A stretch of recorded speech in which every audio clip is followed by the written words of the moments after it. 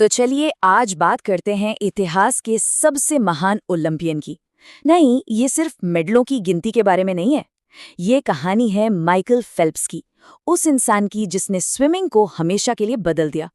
आज हम उन जीतों के पीछे के संघर्ष और उस माइंडसेट को समझेंगे जिसने उन्हें वहां तक पहुंचाया। 28 ये है माइकल फेल्प्स के टोटल ओलंपिक मेडलों की संख्या, इतिहास में किसी भी एथलीट से ज्यादा। और इसमें से 23 तो गोल्ड मेडल हैं। सोचिए, एक ऐसी अचीवमेंट जिसके आसपास पहुंचना भी मतलब लगभग नामुमकिन सा लगता है।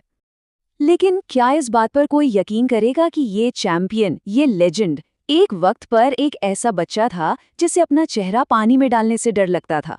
हाँ, बिल्कुल सही सुना। वहीं से शुरू होती है ये कमाल की कहानी। तो चलिए शुरू से शुरू करते हैं।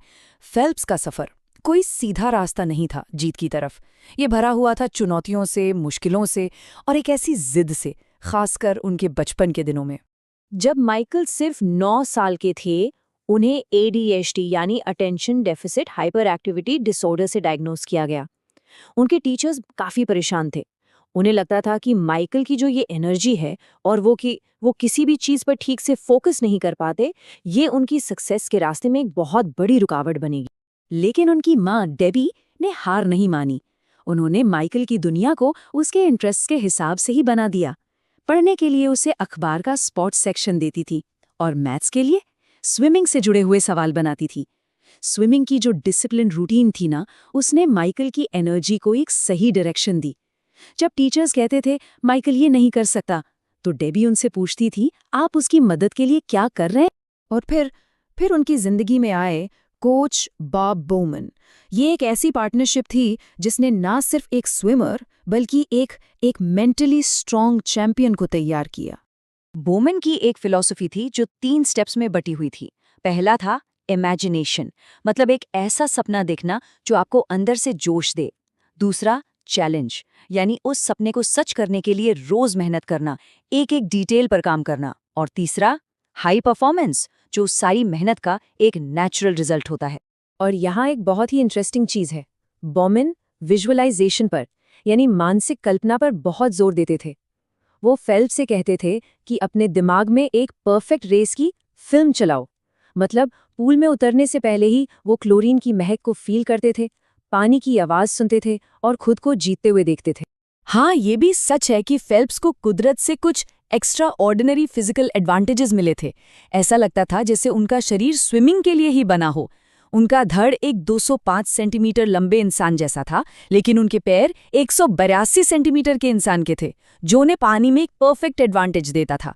उनका दिल एक आम इंसान से डबल खून पंप करता था और उनकी बॉडी किसी भी थकान से बहुत ही जल्दी रिकवर हो जाती थी। अब आते हैं साल 2008 पर, बीजिंग ओलंपिक्स। फेल्प्स का टारगेट था मार्क स्पिट्ज का 36 साल पुराना 7 गोल्ड मेडल का रिकॉर्ड तोड़ना। सब कह रहे थे ये नामुमकिन है। और फिर चीजें और भी ज्यादा मुश्किल हो गईं। बीजिंग ओलंपिक्स से बस कुछ महीने पहले एक एक्सीडेंट में फेल्प्स का सीधा हाथ टूट गया। डॉक्टर्स ने साफ मना कर दिया, पानी में नहीं जाना है। लेकिन फेल्प्स ने कहा मैं अपने पैरों का इस्तेमाल करूंगा। फिर ओलंपिक्स के दौरान 200 मीटर बटरफ्लाई रेस में उनके गॉगल्स में पानी भर गया। उन्हें बिल्कुल कुछ दिखाई नहीं दे रहा था। फिर भी उन्होंने अपने स्ट्रोक्स गिनकर रेस पूरी की और वर्ल्ड रिकॉर्ड बना डाला। और उसके बाद 100 मीटर बटरफ्लाई, जिसे उन्होंने सिर्फ 0.01 सेकंड से जीता।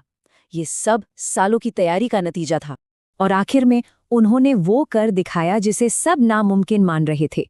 एक ही ओलंपिक्स में 8 गोल्ड मेडल्स। ये स्पोर्ट्स की हिस्ट्री के सबसे बड़े मोमेंट्स में से एक था। लेकिन कहानी यहाँ खत्म नहीं होती। जब पूरी दुनिया जश्न मना रही थी, फेल्प्स एक बिल्कुल अलग लड़ाई लड़ रहे थे। एक ऐसी लड़ाई जो अक्सर चैंपियंस अकेले चुपचाप लड़ते हैं। फेल्प्स ने खुद ये बात बताई है कि हर ओलंपिक्स के बाद वो एक गहरी डिप्रेशन में चले जाते थे। सोचिए, जब जिंदगी भर का मकसद पूरा हो जाए तो एक अजीब सा खालीपन आ जाता है कि अब आगे क्या करना है। ये एलीट एथलीट्स के लिए एक बहुत बड़ा मेंटल स्ट्रगल है। 2012 के लंदन ओलंपिक्स के बाद उनका डिप्रेशन इतना बढ़ गया कि उनके मन में सुसाइड के ख्याल आने लगे। वो 4 दिन तक एक कमरे में बंद रहे, बिना कुछ खाए पिए। उनका मन कह रहा था कि अब और जीना नहीं है, और ये उस इंसान के साथ हो रहा था जिसके पास उस वक्त 22 ओलंपिक मेडल्स। उन्होंने सबके सामने गलतियां की, नशे में गाड़ी चलाने के लिए अरेस्ट हुए।